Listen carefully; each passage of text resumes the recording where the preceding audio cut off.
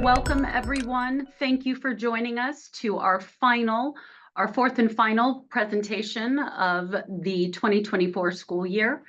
Wanted to just say, first of all, this could not be possible without the sponsors.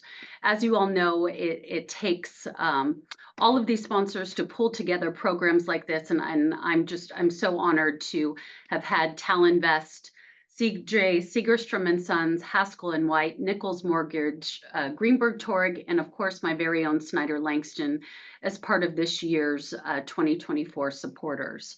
And of course, the programs would not have been possible without my team standing behind me. So I'm Joey Lopez. I'm with Snyder Langston. I am also the co-chair of this program. And just again, wanted to say thank you. And I'm going to turn it over to Dr. Colson to take us from here.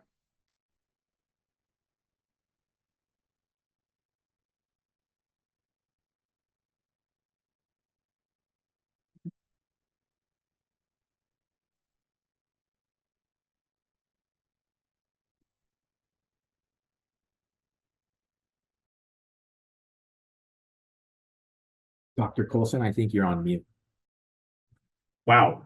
Okay. Sorry about that. Yes, I am Ed Colson. I am the director of the Center for Real Estate at the Paul Merage School of Business at UC Irvine. Thank you all for coming today. I'm really, really happy to be part of this program today.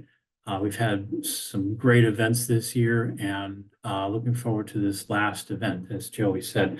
I wanted to take a little bit of time to talk about a couple of center activities that actually have a lot to do with affordable housing. First, this Friday, we will see the conclusion of a student competition that designing business plans for very affordable modular housing. This competition has actual prize monies. We are sponsored by AI Accommodations and Noose Logic, local firms that are involved in the construction and the technological sophistication of modular affordable housing, and our student teams who come from basically every school on the UCI campus.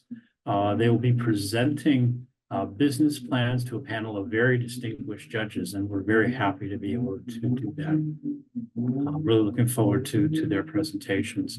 The second thing is we are getting involved with the Livable Cities Lab in the School of Social Ecology on the UCI campus. And we're just in the beginning stages of developing a affordable housing certification program, which will be similar to a LEED index, except for affordable housing. And we're really looking forward to developing that more. And one of our panelists today is also involved in that. So maybe she'll be able to say a few words about that during the presentation. So welcome everybody again, and really looking forward to the conversation. And it's my pleasure to introduce the moderator for this afternoon's panel, and that's Kathy Reed of Farmers and Merchants Bank. Kathy, take it away. Thanks, Ed. Thanks everyone for joining us. I'm very excited about this program.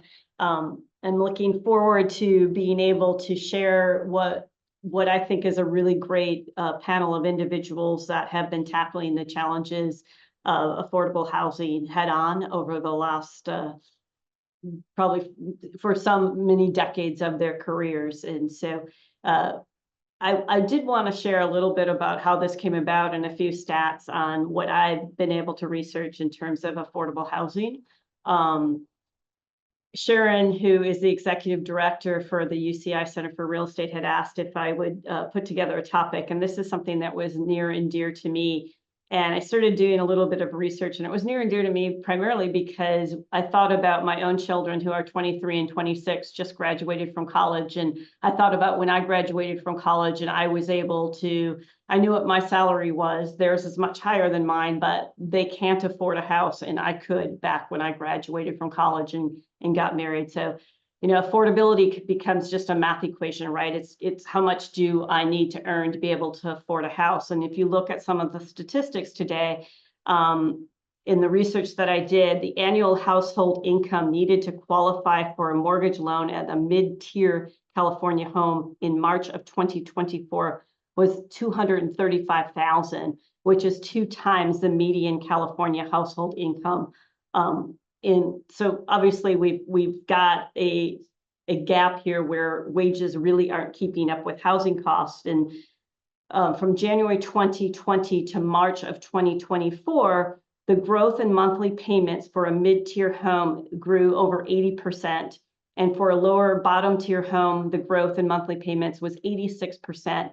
Yet, if you look at the growth in hourly wages, that only grew 18%. So from 2020 to 2024, we've got wages growing 18%, but housing prices going up close to 86%. So obviously we have a huge gap there. It's even more severe when you look at extremely low income households and available rentals. There's 1.3 million households that fall into the extremely low income bucket, but we only have 311,000 rental homes available. So we're 1 million short. And that's exacerbated by the fact that when we look at state and federal funding, that's actually decreased over the last year by about 48%. So got a lot of stats. And with this backdrop, I'd like to introduce the panel. These people have been really tackling this and would like to share with you their feedback and how do we look for solutions and hopefully show you some examples of projects they've worked on that have been successes.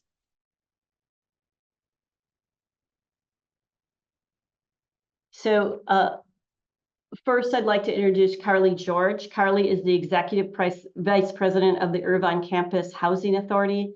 Carly oversees the team that develops and manages an academic community in residence on UC Irvine's campus.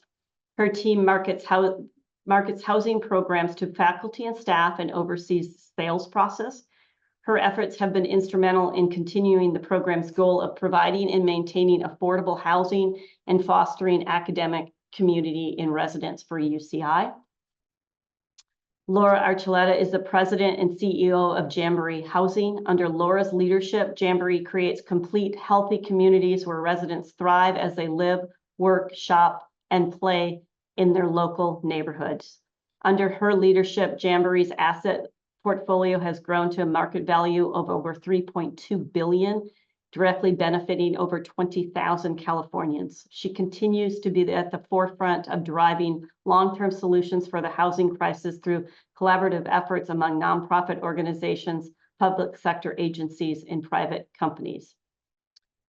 Sean Rawson is a co-founder of Waterford Property Company. Sean is a recognized leader in multifamily development and investment industry.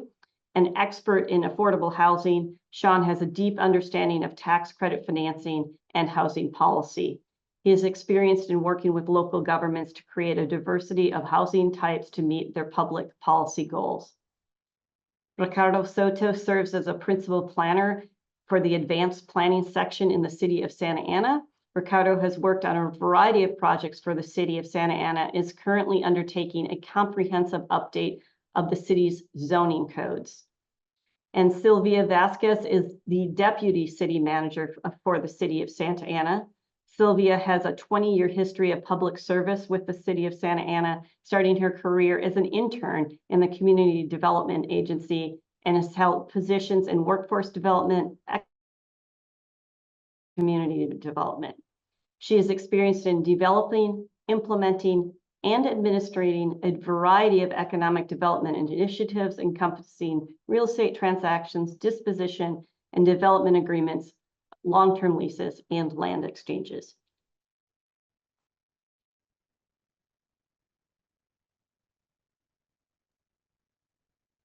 Okay. As we explore the topics of affordable housing, I wanted to talk, we're going to kind of look at why the need for affordable housing, what are the challenges to development, and then talk about some solutions and ideas for solving for those challenges, as well as finishing up with some success stories, and we'll have some Q&A. And so let's get started. We understand the stats. We understand that there are individuals that need affordable housing. But one of the things I wanted to tackle and really talk about was, why is providing affordable housing important to communities? Why is it important that we have affordable housing in all the communities that we live in and not just sequestered to certain communities. And I wanted to pose that question to Laura. Sure. Thank you, Kathy. And thank you for having me today. Hopefully I haven't, have I frozen on your side? Anyways, so yeah, I think having a full range of housing choices within your community is important for a whole number of spin-off reasons. I think that when you look, and I think some of you know my background was in city government, and you look at those spin-off reasons when you do not have affordable housing, right, include overcrowding, wear and tear on your streets, increasing crimes, kids being pulled in and out of schools. So it's a multiplier. And then when you get into the extremely low income category and you talk about people who are experiencing homelessness, then you just have a multitude of impacts on a community. When you have people who might be living on the streets, or in and out of shelters, they may be in and out of the healthcare facilities, so you've got added costs there. And all of this is related to the lack of housing. And it's the full spectrum of housing, but when you get into the affordable category, you really start to see those impacts. Job retention, job creation, it spins into really every area that if you're running a city that you should be concerned about. And so I think if your concern is education, housing's important. If your concern is healthcare, housing's important. If your concern is veterans, housing's important, right? So for me, of course, having done this for over 30 years, it's all housing all the time as a solution. Thanks, Laura. I think that leads into Sylvia, and I think you have some great feedback as well, being in the city and being the deputy city manager. And what's your thoughts on why it's important to provide affordable housing in your communities? You know, echoing what Laura was talking about, when you don't have housing for your community, you tend to start to overcrowd your neighborhood. Santa Ana is one of the densest cities in California, second densest city in California, fifth densest city in the nation. And that really goes back to the affordability. We have families that are working in our communities, in our surrounding communities that might not be providing this affordable housing. The only affordable housing is Santa Ana. So we bear the burden of the county for others that aren't providing that affordable housing. We want every family to live in a suitable living environment. And what you'll find is with Santa Ana, we do try to make an effort to have that variety mix of housing. So it's not just all affordable. We have done a multitude of affordable, but really we need a big mix. We have different jobs, different pay scales, different incomes, and we want to be able to keep our constituents close. We don't want them to have to drive an hour to a job, right? But at the same time, if they're working in South Orange County, they shouldn't have to make that drive every day. They should be able to afford a place in their own community. Absolutely. And I think that's a great segue to Carly, because that's what you're doing, right? You're keeping your employers close to their place of work. Exactly. And I think expanding the perspective a little bit more is, as you mentioned, the cost of housing has escalated substantially. I mean, when a household income needs to be $349,000 in Orange County to afford the median price home, UC Irvine realized early on that providing attainable housing to be able to recruit and retain faculty and staff was so key and so important.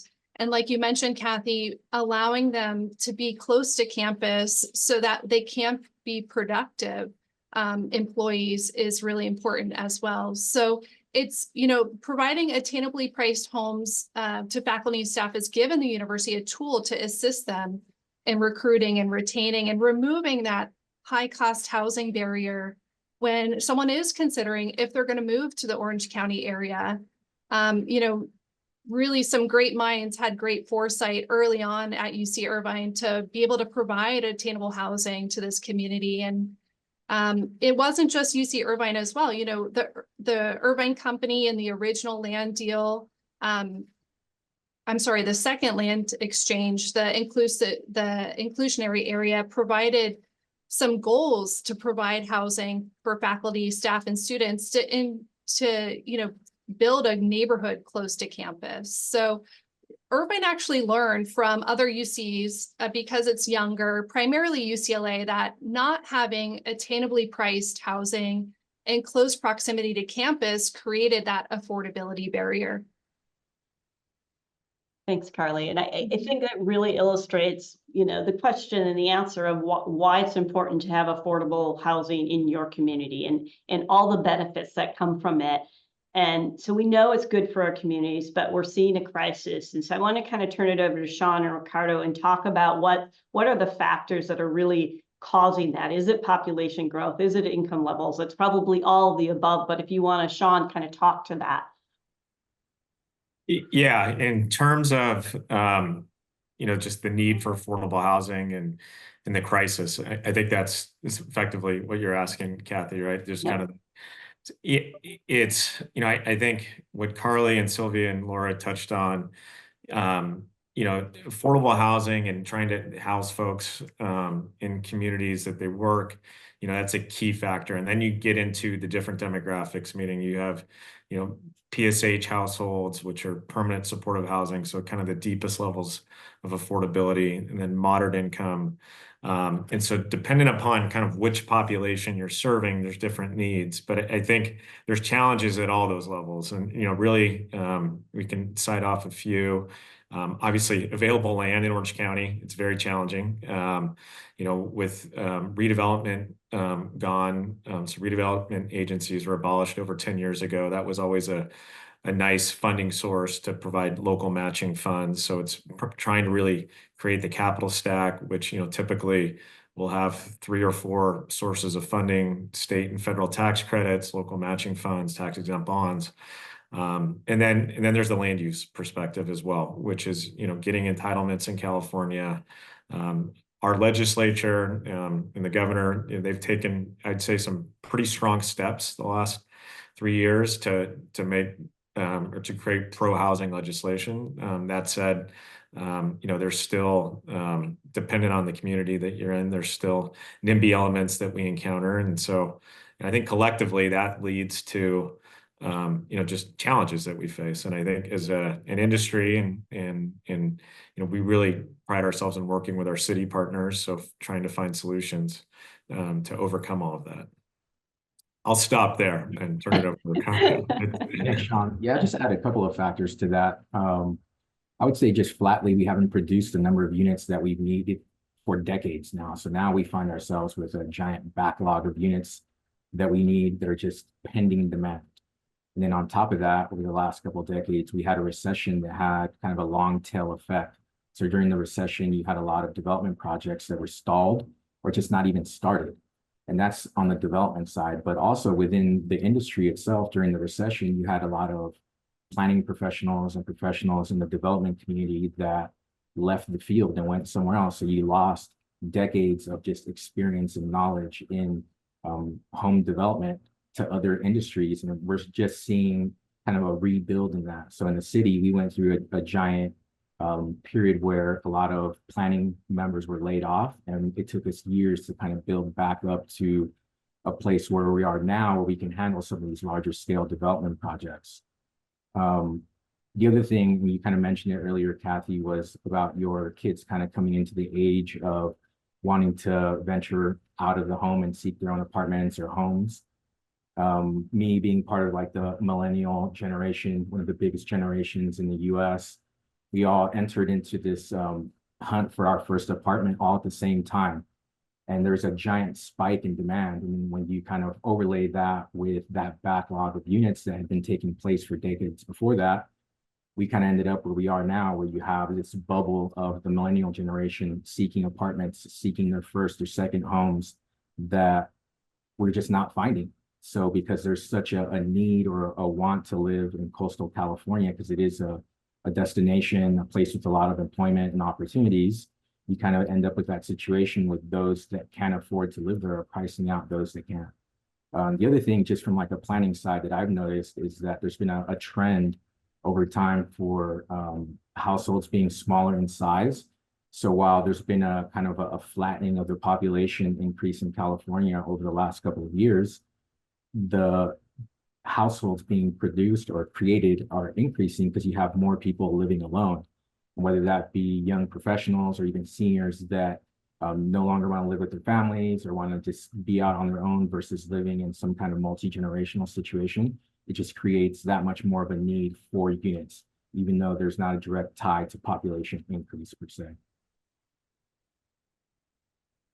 Thanks, Ricardo. And yeah, there's a lot of things to kind of uncover there and dive into, and so, you know, there's challenges to the development that we're all facing, that you're facing on a day-to-day basis. And what I wanted to kind of dive into as we look at the legislative issues, we look at the creation of more households, not less households, even though we might see a migration of people out of California, and just the net sheer volume of people that need to be housed. And then, you know, land cost is what it is. Maybe, Laura, if I could throw over to you, like, what do you think when you look at the development of housing? What are your challenges or your top challenges to build affordable housing today? Well, yeah, as Sean mentioned, there's been some good legislation here in California that does help us with our entitlements, definitely, right? And that legislation has opened up sites. Like, for example, you know, we have partnered with churches to build affordable housing on their surplus land, and that comes along, you know, with some good entitlement support. We also jumped into the Home Key program, which if you got an allocation of Home Key funding to do motel acquisitions, it came along with its entitlements. But we do still face, you know, some pushback and political will, lack of political will by some of our political leaders. Obviously, the cost of land, as you mentioned, Kathy, I mean, you know, it definitely is a barrier. I would say that the Surplus Land Act has helped us because we're able to partner with government jurisdictions that do have surplus land, and there's an affordable component there. But still, we face NIMBY concerns in many of our cities. And even if you have legislation that helps you go through a by right process, that's not Jamboree's typical way of building affordable housing. We typically work hand in hand with our local jurisdictions. And we recently took a project through where initially we had city support. In fact, the city staff had directed us to a site. We got the site under contract, and then council changed, and there was no longer support for that project. Well, being a 100% extremely low income permanent supportive housing development, there was legislation that we could rely on for the project to move through a by right development process. And so we worked with the city somewhat to create that process there for them. And we have broken ground on that project, but it makes it that much more difficult.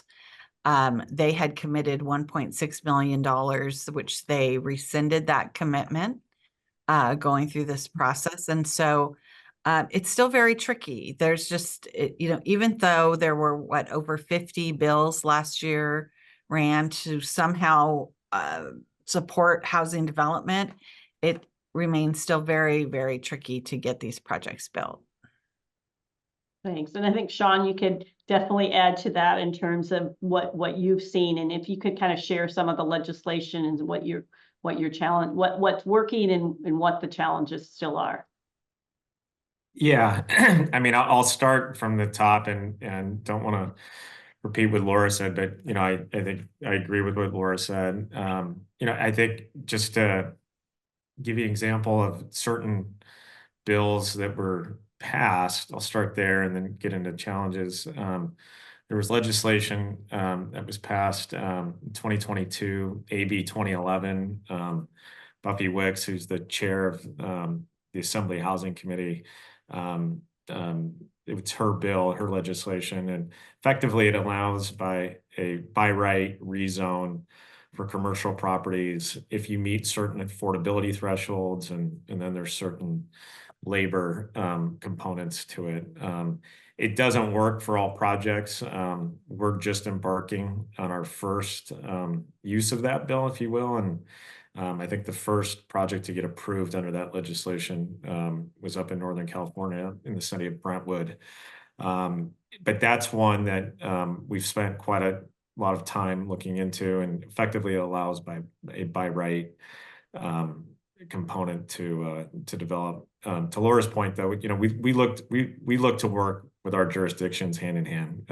You don't want to impose state law if a city doesn't want a particular project. It just doesn't build long-term goodwill. But I think another component to it is we look for the most efficient financing sources in terms of ways to finance projects. We do a lot of projects in the very low and low income space where we'll partner with market rate developers. We're building a project in the city of Lake Forest right now for Toll Brothers. We've built projects in partnership with Lennar.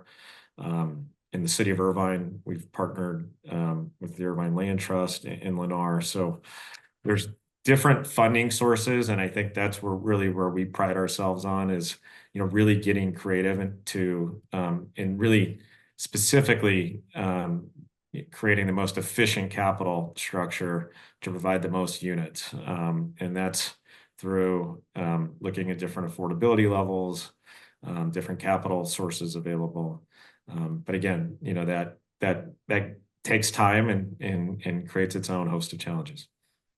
I think when we talked last, Sean, when we were talking in getting ready for this program, we talked a lot about that timeline of putting together all that capital and from beginning to end, and share with us a little bit about, one of the things Ricardo was saying was like, we haven't built enough units, and that's partly because of this timeline, right? That it takes a long time to get from beginning to the end. Yeah, I would say, so we're building a project right now in the city of Irvine in partnership with CNC Development, one of our partners that we partner on certain projects with. It is an 80-unit seniors affordable housing project. We acquired the land in, I want to say, January of 20 pre-COVID. It took us about 2 years to get, actually about 2.5 years to get bond allocation and tax credit allocation. And that was just because of the competitive nature of funding. We're now under construction, and that project will deliver in early 2025. But that shows you, start to finish, we're talking, nearly 5 years to deliver 80 units. And that, if we're really talking about addressing the affordable housing crisis, that's just not going to cut it. And so I think really it's incumbent upon policy leaders in our industry to look at different innovative financing sources, sources that are additive. We've been very, very involved in a new form of financing in 21, where we partnered with cities to issue tax-exempt bonds to acquire existing market rate projects and income restrict them to middle income housing. And we bought over 4,000 units in 2021 under that structure. Right now, just with where interest rates are, it's not financially feasible to make those projects work.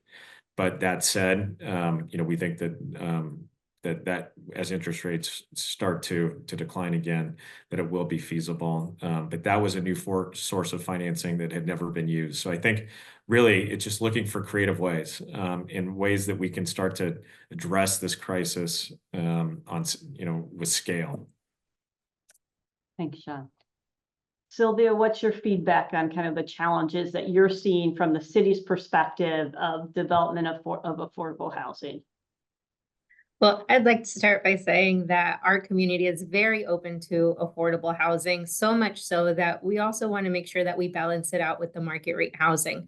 Some of the challenges that we've seen is on that, the financing side. It does take a while to get the financing together to make a project move forward. And you're right, most of the affordable housing units that we're building here in our community are 60, 80. They're not very big projects, at least not when the city's involved, but we do that for a reason. Again, maintaining those suitable living environments. Once you start bringing in 400, 600 units. It looks great now, but what's it going to be like in 10, 20 years for our community when we've built so much density?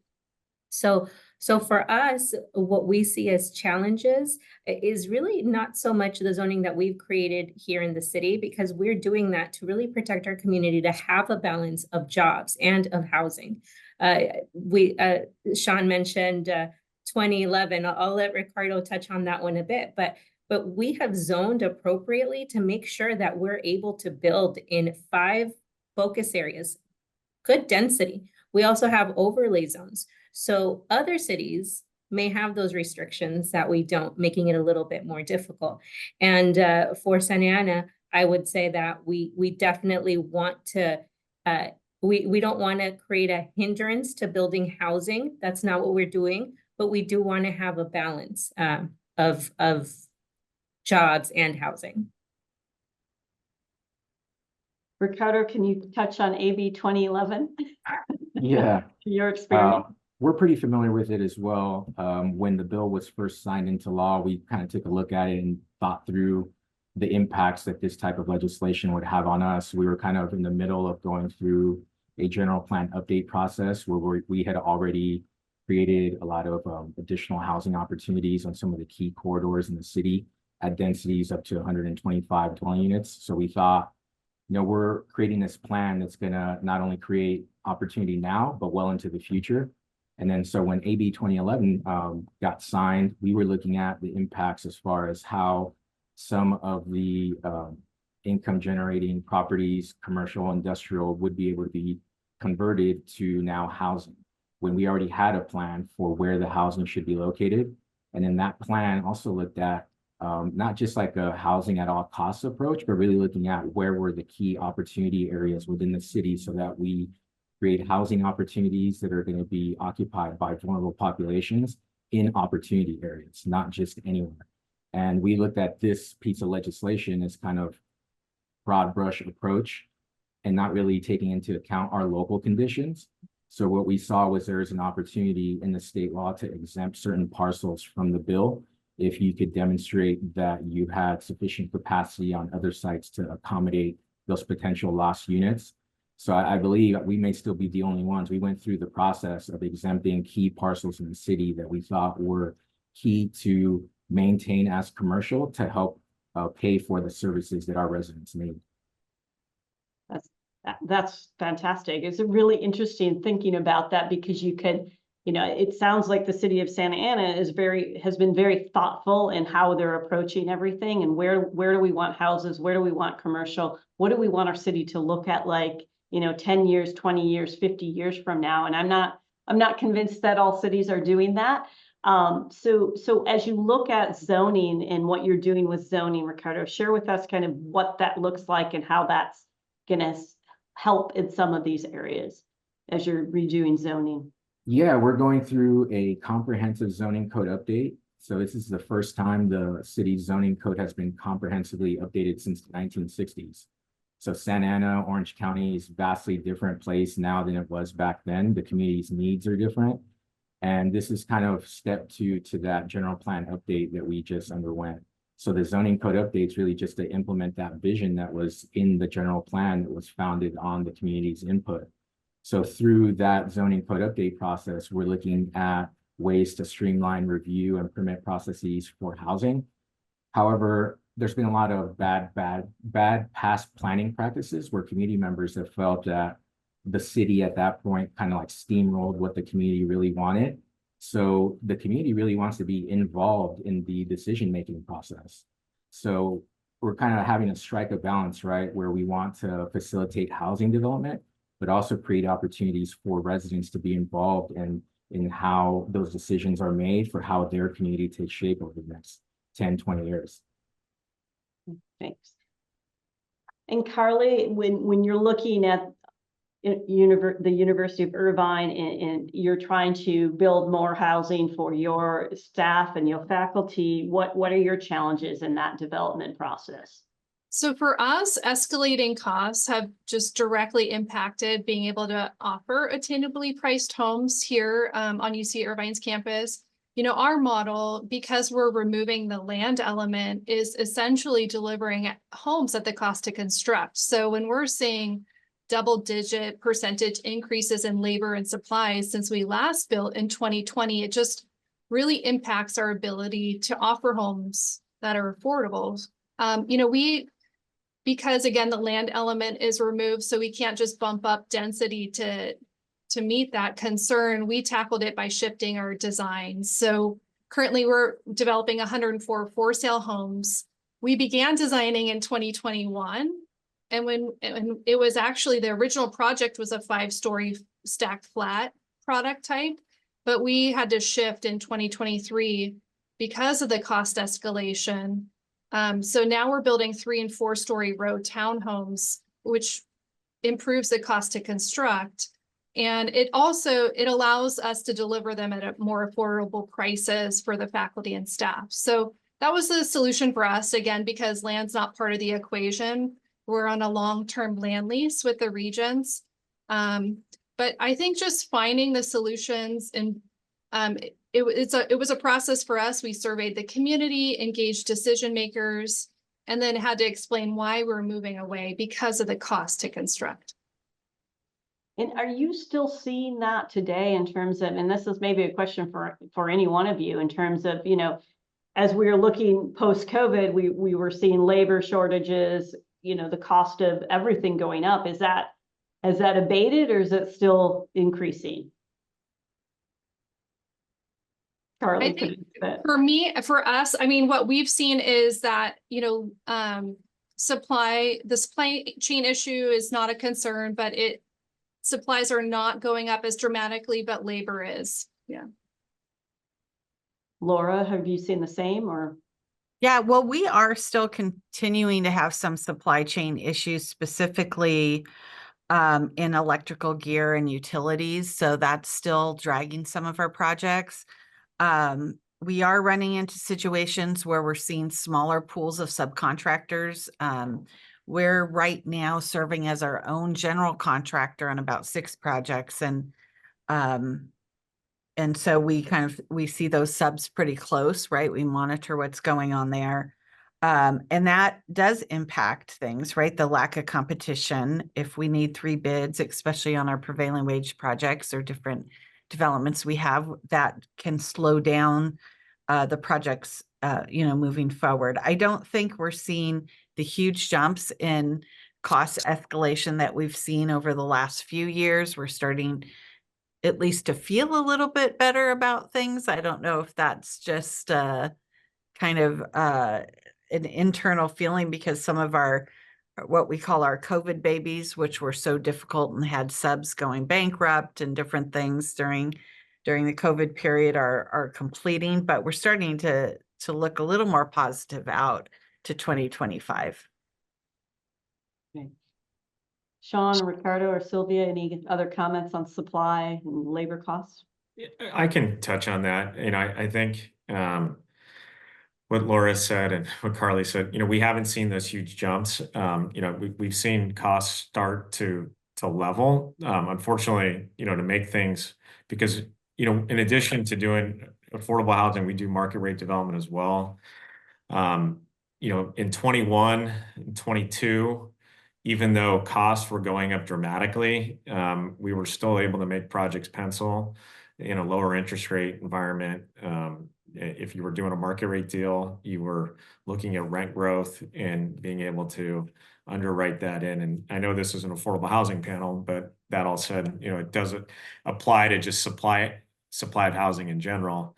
So what you're seeing now is costs, to really produce more housing, we need costs to reduce by probably, 10 to 12% to really make up for the fact that if you're doing a market rate deal, you can't underwrite, really any meaningful rent growth right now. And you're in a very, challenging construction financing environment. So that just makes things very difficult. So I guess in summary, we're not seeing huge jumps, but by the same token, we're not seeing the decline that I think that we all hoped for, in light of kind of where we are in terms of the production cycle, with fewer starts. Thanks, Sean.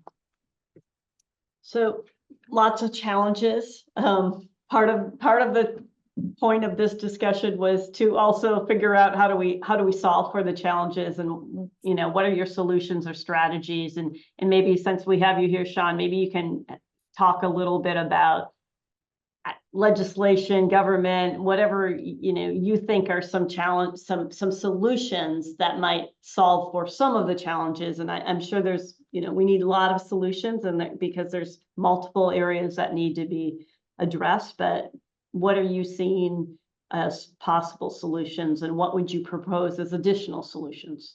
Yeah, I think, as I previously stated, as a developer and investor, whether we're building a market rate project or investing in a workforce housing project, we're always looking for the most efficient way to capitalize projects. And, I think in California, we have a very prescriptive affordable housing model in terms of the way projects are approved and financed through CDLAC and TCAC, and then the use of federal and state tax credits. On average, if you look at the last 5 years, as a state, we're producing anywhere from 20 to 25,000 income restricted affordable units per year.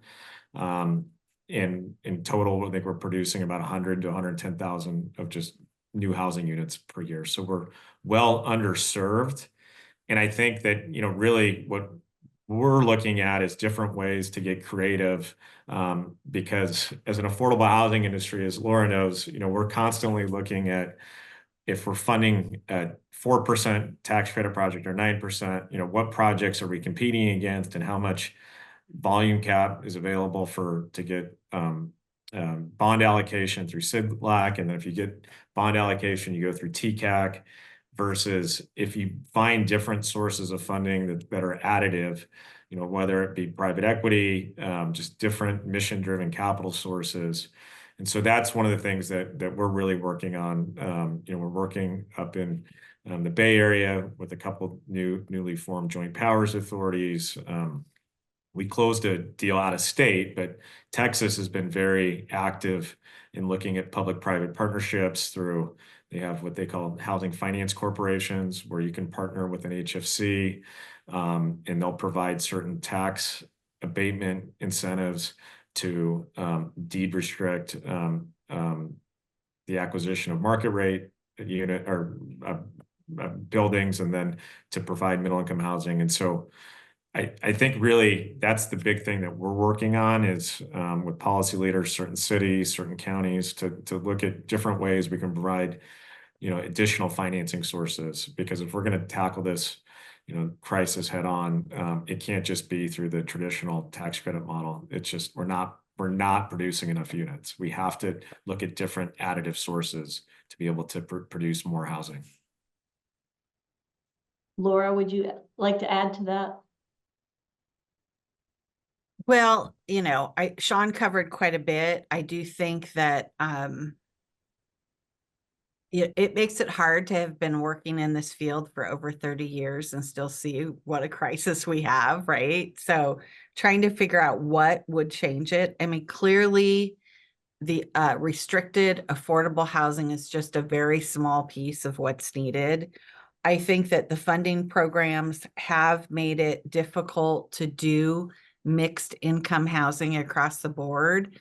And I always like when I get an opportunity to come and speak before a class, often there at UC Irvine, and students, it's just shocking to them that affordable housing is in a separate development. It just doesn't make sense, right? If you're going to do it, why not have it be within one development and integrated, and not for the stigma, not set apart. And so, but that's what our tax credit program really, at least in the 9% world, has been driven by, are these separate developments.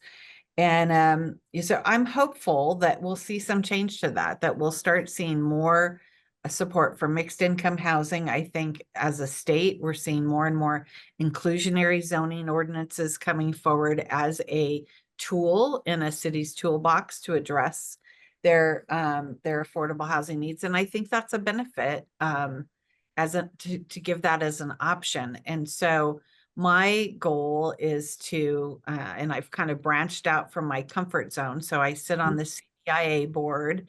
And as Ed mentioned earlier, I'm on the Livable Cities Lab Advisory Council. And my goal is to try to bring together market rate developers and affordable developers and start putting some programs and policies in place that will support the development of the full spectrum of housing. And I think that is really the only way we're going to get at any large scale development, moving forward. And so, yeah, and potentially by doing that, maybe there'll be some help with CEQA and some of the other struggles that come along when you're looking at larger scale development projects. So those are some of my thoughts, Kathy, on that. Thanks, Laura. Sylvia, from the city's perspective, what do you think are some of the solutions that might help with this dilemma that we're facing? First, you have to have a council that's open and willing to have affordable housing in your community, because they can definitely block projects that they don't feel comfortable with. So I think having a broad understanding of what affordable housing is, right? Sometimes it still carries a bad stigma. And understanding that affordable housing means for hardworking families that are in overcrowded conditions, that need a place to live. It's not it's not the projects. We don't have projects in California, and people don't realize that. So I think having that as like a key point, having people understand what affordable housing really is very important, especially for the constituents of the community. Now, for cities, what can we do, or what can governments do to help facilitate affordable housing? Santa Ana was the first that had the Housing Opportunities and Creation Ordinance, which is an inclusionary ordinance here in Orange County, to ensure that anytime someone built that wasn't like by right, they were going to have to get extra permits, or they were going to have to go through extra processes. They want more density. Well, you're going to build affordable, or you're going to pay an in lieu fee. So we do have the option of building affordable on site or paying an in lieu fee. This ordinance started, I think, back in like 2015-ish or so, and it's really developed over the years. So it's not an ordinance that's just sat there. It has been revamped because of the concerns that it may kill development. Maybe a market rate developer won't come in because they're not going to be able to make their numbers work with this ordinance. So we had to play this really fine line in developing the ordinance, making sure that it was something that was palatable to both market rate developers and affordable housing developers. But with that, we have this really amazing tool where we've seen affordable housing development really expand in our communities. So one of our latest projects in the downtown, Rafferty by Toll Brothers, that is one of those projects right in the heart of Santa Ana, market rate, but it's integrating 11 very low income units. And that's, Laura, going back to what you're saying, it's not about building a project that's 100% affordable, but sometimes that's the only way you can get financing. So if the state were to maybe relax a little bit on how much they're willing to give for mixed use housing, that would be great.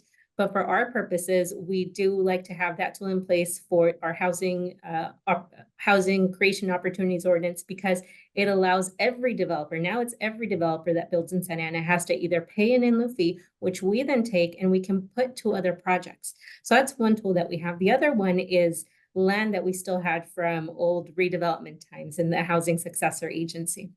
Being able to lease that land, right? And putting now 99-year leases. That's a tool that we've been able to use versus here's a 25 or 50-year covenant that's going to expire at some point, and then we don't know what's going to happen with the property.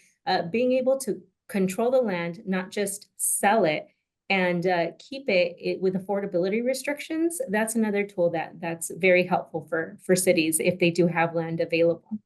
And again, it's going back to the land use and zoning, and Ricardo touched on that a bit, so I won't go into it again, but making sure that you have availability to build the housing within your zoning. Thank you. Thanks, Sylvia. I appreciate that. One of the things that some of you, maybe all of you have touched on, and one thing that I'd like to talk about is, and I don't know if anybody has an answer for a solution, and I think Sylvia, you talked to it a bit on educating the city council and educating your constituents, and that kind of leans into this NIMBYism. And what have you seen in this, Sylvia and maybe Ricardo, in terms of educating your constituents? How do you do that, and how do you, I don't know if you can completely solve for NIMBYism, but can we get further along than we are today? And is there a way to do that? Yeah, I'll jump in on that. In my time here, I've been here like 10 years. I don't know how much NIMBYism I've seen, but what I have seen from the community is more of, what is this project going to do for me? Not, I don't want this in my backyard. Huh. Like I was saying, there was kind of decades of bad planning practices that the community has been dealing with. So they want to see new development be something that contributes to the overall neighborhood and contributes to existing residents. And it's just not catering to new residents that are going to be pulled in for this new development. At least that's how the community views it. I know those units are open to everyone, but the community kind of has a sense that, hey, maybe these units aren't for us. They're trying to bring in people from other places to occupy these units. All of the amenities, while nice, they're for the residents, not for the community. So more of the conversation at the neighborhood level has been, what are these developments going to be providing the overall community? And in Santa Ana, we have a pretty big shortage of open space. We have parking impacts. We have a lot of overcrowding, like Sylvia was mentioning. So the community really wants to see that link between the new development and those issues that are important to them. And how do you provide that link? Laura, you can answer that. Sorry, yeah, I was like, oh, Yes. gonna jump Go in. ahead. Well, no, I Thank think you. it's a really good point that Ricardo makes. I mean, Santa Ana itself is, is a leader in affordable housing. And so, but being a leader in affordable housing and showing success on RHNA doesn't mean that there's still not extreme overcrowding in some of the neighborhoods. And I don't know, I mean, I haven't looked at their housing element recently to see the percentage of households that are cost burden, right? But I'm assuming it's still pretty high just because rents are so high. And so I think it's a situation of, and I'm a big proponent of, when you develop housing, that there should be some priority given to local selection. Now, I can tell you, when we develop affordable housing, 70% of the initial residents come from either that specific city. So like if we were in Santa Ana, be from that specific city or the cities that touch it. So Anaheim, like the bordering cities, that's without any restriction. And that's because of just it being in the news, kind of initial marketing. But I do have cities who, when we're doing affordable housing, want a very strong local preference. And we have been successful with live work preferences, especially when the city handles the wait list. And this is, some cities don't like to do this, but the cities that handle the wait list, if you want to live there, you apply and you get, if you meet the guidelines, you get an extra point if you live in the city, an extra point if you work in the city. And then they've been able to send those applicants over to us, and we've not had fair housing issues. But I can feel for what Ricardo's saying, because if you're a longtime Santa Ana resident or a longtime Anaheim resident, you want to feel like if you're building affordable housing and you're giving up that land, you want it to be serving your community, even if you already have your own housing, right? So those are some of my thoughts on that topic. Sylvia, any comments? No, just to echo what Ricardo and Laura were saying, it's again, having that benefit for our community. How do we express that? I think it's posting information, having these press releases. Santa Ana has like this really big social media presence, posting the income limits, understanding there's income limits. People have to make $80,000 a year to maybe afford one of these units. It's not all going to very low income. So just really promoting that to the community, I think is key. And I think social media is a good way of getting to them. We do press releases. Not everybody gets press releases, but our team's really good on engaging the community that way. Thank you. So what I think I've heard from all of you is education's important. Some changes in legislation would be important, and cities that have well thought out plans and council members that get it and that want to support it. So with all that said, we've talked about a lot of challenges, and so I don't want to end it on a negative note. I'd like to talk about all the positive things in examples of what you guys have been able to do. And one of the things that, Sylvia, you were talking about the land and creating these 99-year leases, and I think it really dovetails into what Carly's already doing. And Carly, if you can kind of talk more about what it is about your land lease, because I don't know if everybody knows that, and how that helps create that affordable component, because that kind of dovetails into what Santa Ana wants to do in the future. Yeah, I love your point that you made, Sylvia. So the university, the Regions of California created a long-term land lease, 99 years. So it goes through 2082 here on UCI's campus. They created us as a nonprofit to develop and manage the program. And so we've built 1,226 for-sale homes on campus and 384 apartments. The for-sale homes, the individuals, it's a restricted lease, so there's a maximum resale price.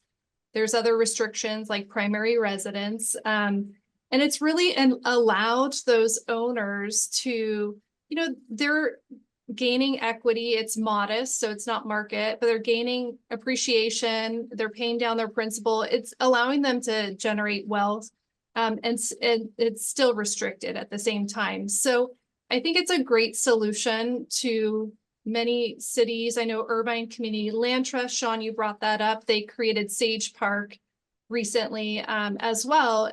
It's an affordable for sale community as well. So I think it's just another solution, another tool in the toolbox to use for affordable or attainable housing. Thank you. So Laura, can you share with us some of your success stories? What made it successful? What did you overcome? And kind of what challenges or best practices have you incorporated into the future projects? Yeah, so it's interesting because our director of marketing and communications, when this came up, she pointed out one of our projects as she thought, oh, this would be the one to present. But it is it's a development in Anaheim that actually took 10 years from start to finish. And so I pulled it out of the running because I think that's too long, right? Going to Sean talking about his 5-year project. We do have developments that have taken 10 years from start to occupancy. But we have a new project that is pretty far under construction in the city of San Juan Capistrano, where we are building a new city hall for the city, as well as some permanent supportive housing for seniors there. And that development came along with really just being very creative. The city saw that they were having some issues with folks who were homeless, and they wanted to do something. The council was pretty adamant about that. And yet they had a city hall there that, was a temporary city hall that had been, decades and decades of still there. And so this was a way that we could structure it where by using the land value, right, that we could make it work. So it was creatively financed with our financing team, and had the political support of the council there. And that's not easy in South Orange County and the coastal. So we're pretty excited about that one. And we will hopefully be holding a really nice grand opening before the end of the year. So we're getting close on that one. Congratulations. Sean, can you share some positive news? Yeah, I think just to kind of talk about a success story, one of the things that we're really proud of and excited about in 2021, I think we acquired more affordable housing units in any one year in the state of California ever. We bought just over 4,000 units and partnered with cities throughout the state to income restrict them to moderate income households. And when we look at the data in terms of just how successful they've been, specifically in Orange County, we have just over 1,800 units. We're being able to provide, on average, rental savings, dependent on income level, but just basically on a weighted average basis, about $700 a month to incomes ranging between really kind of $48,000 to $96,000 a year. So obviously, the lower the income, the higher the rental savings, but just on a weighted basis. And if you look at the demographics of those households, those are households that were working in Orange County and living in Orange County previously, had left Orange County just basically because of the cost of living, and now have been able to move back. So for instance, in the city of Anaheim, we've got just over 1,000 units. There's a number of workers that or employees, the households that are service employees. We've got public safety employees. We have medical technicians. And so it's really, truly, the fabric of the missing middle, if you will, and really households that serve our communities on a daily basis that we interact with, whether, we're going to, a bank teller, hospital, teachers. And so we've been able to really see some, tremendous success. And, coming back to my earlier comments, we were able to do it at scale. When you contrast what we were able to do in 2021 using that financing source to the 5-year project I mentioned in the city of Irvine, which is a great project, and we're extremely proud of that. But being able to deliver that many units in that short of a time frame, we're really proud of that. So I'd say that's our most recent success story. So I think Laura and I and the rest of us on this, we're every day we're trying to find different creative sources to do that. But it is rewarding when you can really point at certain successes of what we're being able to do in the meeting. When you interact with our tenants and what it means to them, I can't tell you, how gratifying that is when they are so thankful for the units that you're providing them. Sean, that is. Go ahead, Laura. Sorry, Kathy. Can I just ask, Sean, because you really are in those units truly providing, housing for a band of the workforce that, like you said, may have left Orange County or is thinking about leaving Orange County. Yeah. Did any of your city partners ask to have a work preference? So it's a great question, Laura. So we have local preference, and so we have 5 projects in Orange County, so in the cities of Orange and Anaheim, and we do have local preference in all 5. And it was really local preference for residents of the the host cities, if you will, and then school teachers and public safety employees. Great. Thank you. Terrific. Sylvia, success stories? Oh, you're on mute. Sorry. So I did want to touch on one of the projects that I first worked on, the Santa Ana Arts Collective. And the reason I want to bring that one up, that was our first adaptive reuse project here in the city of Santa Ana. You basically took a 6-story building and old office building, and we were able to work with Meta Housing, a developer that was able to use our financing through our community development block grant programs, through our home opportunity, our home program, and also took advantage of some tax credits to take this building that was underutilized and really transform it into approximately 60 affordable units, and with a focus on artists with gallery space. And I just thought when we have these really great partners that come to us with creative ideas, innovative ideas of how to make something exciting, something new, something different, that's something that we can all be excited about. Yeah. That's a great example of something that's also accretive to the community too, at the end of the day, something cultural that it brings back to the community and then supports the residents there. So very exciting. Ricardo? One thing that I thought was worth highlighting was just, this is statewide, but like I'm just going to touch on here in Santa Ana, was the ADU ordinance. So it's not a specific affordable housing project. But here in Santa Ana, pre-2017, when the bulk of those state laws changed, we were seeing 1 or 2 ADUs developed per year. So since then, the number we've seen per year has just skyrocketed. I think last year we had over 320 units, ADUs.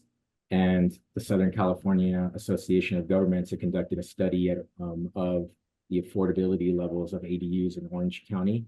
And I think it came back something like 70 or 80 something percent of ADUs being built in the county were being rented at moderate or lower income levels. So I thought that was a really neat example of affordable housing being produced without them being income restricted. So it was the market naturally producing units that were affordable to community members. And then also here in Santa Ana, you have an opportunity for existing property owners to be part of the wealth building process. And then you have another unit on your site, whether it's being rented to your college age son, or you bring in your mom, or if you just need some help with the mortgage, it just helps with your property values long term. So I thought that was a pretty neat tool to highlight. Thanks, I agreed. So we're kind of at the end of this program in terms of my questions for all of you. I don't know if anyone has anything else to add before we get into there's a few questions. And anybody out there in the audience who has questions, if you can use the Q&A chat, I will take those questions and pose them to our panelists. But any other thoughts from our panelists?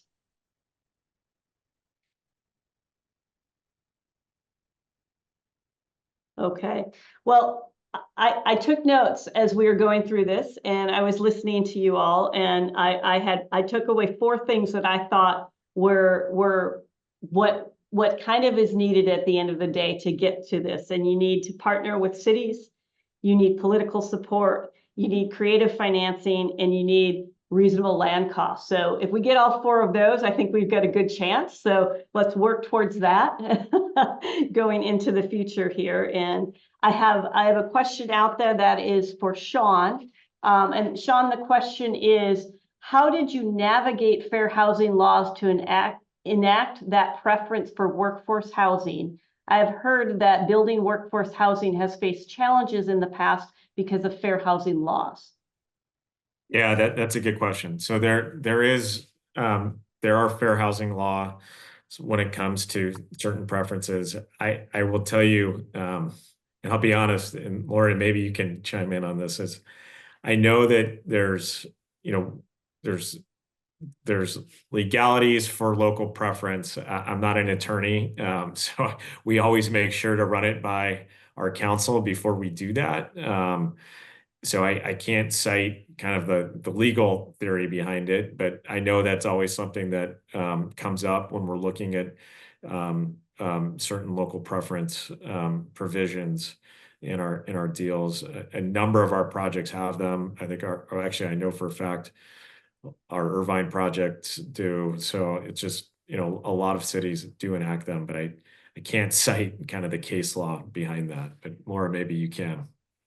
Yeah, it is very tricky. And I would tell you, attorneys do not like it. They don't want you to put that in or commit to that when you're getting your project approved. We have found that if you do a work-live preference, you're a little bit more protected because you can show a full range of ethnicities, background, a little bit more usually than just doing a live preference, especially like, let's say in Irvine, where maybe you have higher percentage of certain ethnicities. And then you could say, well, if you have a live preference, you're only, you're focusing units on a certain category or certain group of people. But so the live work gives you some protection there, is the feedback I've gotten from attorneys. But the safest is asking your city partner to run the list and then refer it over to you, because then you're just taking the folks that the city brings over. And we have had the cities of Brea, Claremont, and others step up and take that on. Thanks, Laura. Any other questions? I don't have any others, but if here's one more. Okay. What advice would you provide to our UCI graduates looking to learn more and make a positive impact in providing affordable housing for our community? Any of you? Well, I would say to get active, right? Is to know where you live, get active, follow what's going on with the city council, see what developments are out there. If you're thinking that this is a career, a field you'd want to get into, look for internships. There is, I don't think most of us thought, oh, I want to grow up and be an affordable housing developer, but there are more and more training programs focused on young folks. I think UCLA has a pretty good one out of their business school, and a couple others that are a couple weeks long, where you can go in and get certified or get some expertise in affordable housing. But I would say, just as a first step to get involved, I see young people come out and come in and intern, and then 5 years later, they're running organizations and they're having tremendous impact in their community. So don't be shy. I'm going to put a little plug out there. We have a 3-month summer internship available. So if anyone's interested, please reach out. Fantastic, Carly. Oh, that reminds me, we will send out everybody's bios and contact information to our program participants at the end of the program, just so you know.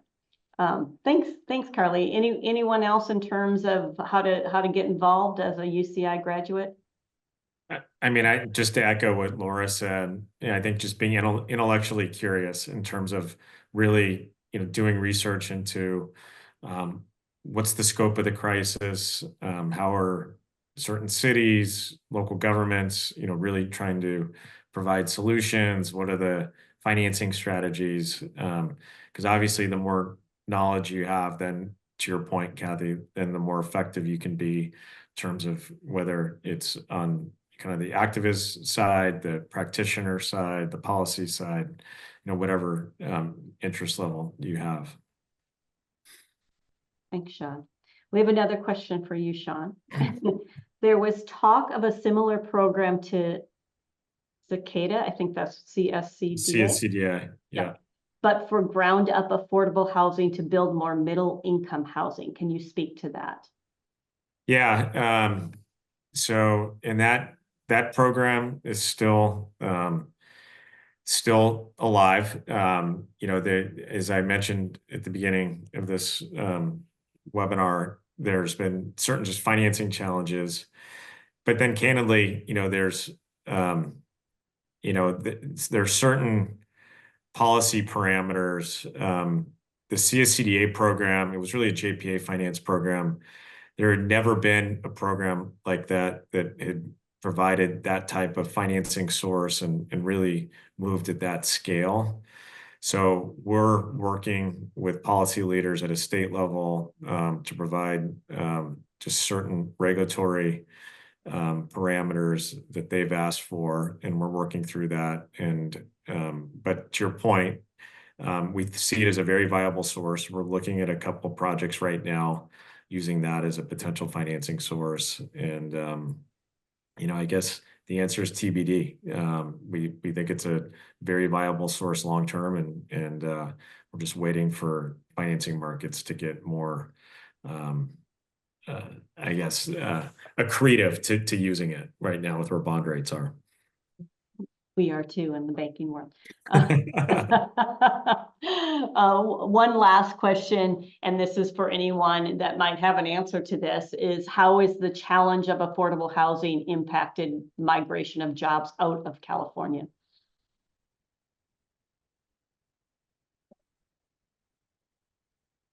If anyone has any stats on that, I don't, but I'm sure we've definitely, we've seen companies move people out of California just because it's cheaper. So Well, I can, if no one else had, I'm happy to add, I think one of the things that we've seen is one of the largest percentages of our demographics of households moving out of the state are really that middle income tier. And those are folks that have, are housing burdened. And what I mean by housing burden is that they're spending more than 35% of their monthly income on housing. And so they're not necessarily the deepest tiers. Now, mind you, they're severely affected, but they're not as mobile. So if you're a household that's making, call it $100,000 in Orange County, you have mobility. You're not necessarily homeless, but if you look at what you're paying for, there's certain instances where you're spending, on average, maybe close to 50% of your monthly income on housing. And while you can afford to live in Orange County, it's not necessarily to your point, as you started, Kathy, the best, most well-rounded life. And so those are the folks that are leaving our state for, in search of more affordable housing. And I think that's candidly, one of the biggest crises that we currently face as a state is how do we keep those households here, because they're providing, a very significant resources and just services to our communities. Great, agreed. Well, thank you, everyone. It is 3:15, and I appreciate everyone's time. I think it was a very great discussion and very informative in terms of, learning about what our challenges are, coming up with some solutions, and it's not an easy task, and I appreciate all of you who are trying to tackle it, and I appreciate everyone's time today. So thank you very much, and I'm going to hand it back over to Joey. All right. Well, thank you, Kathy. Thank you to all of the panelists today. So great to see many of you who I've known for quite some time. And as we conclude this school year, at the end of every school year, there's bittersweet, but want to celebrate the success that we have had with all of our events this year. And thank you again to all of my amazing committee members. Thank you to our sponsors, and I'm wishing all of you UCI students, give it a couple more weeks to get through the remainder of the year, and then enjoy your summer, and we will see you all next year. Thank you guys. Have a good one.